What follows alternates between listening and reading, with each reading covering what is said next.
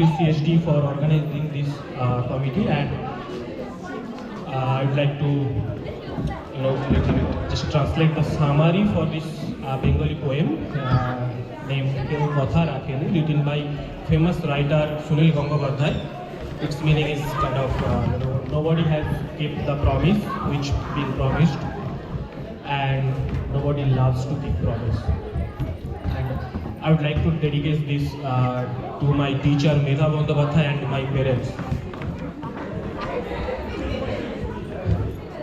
কেউ কথা রাখেনি, ৩৩ বছর কাটলো, কেউ কথা রাখেনি।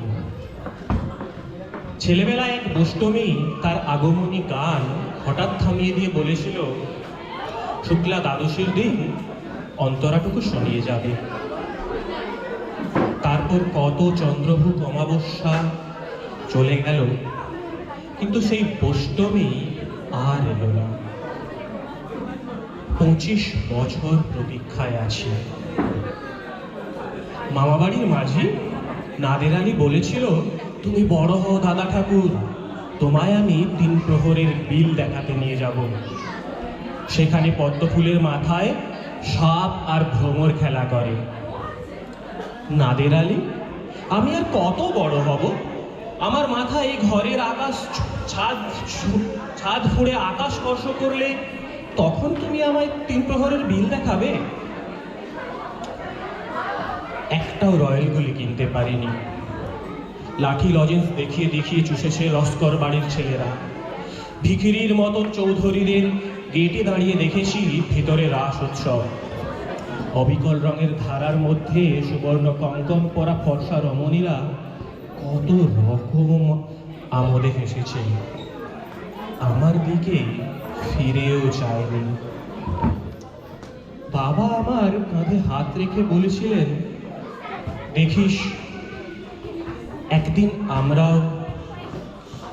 বাবা এখন অন্ধ, আমাদের দেখা হয়নি কিছুই। সেই রয়্যালগুলি, সেই লাঠি লজেন্স, সেই রাস উৎসব আমায় কেউ ফিরিয়ে দেবে না।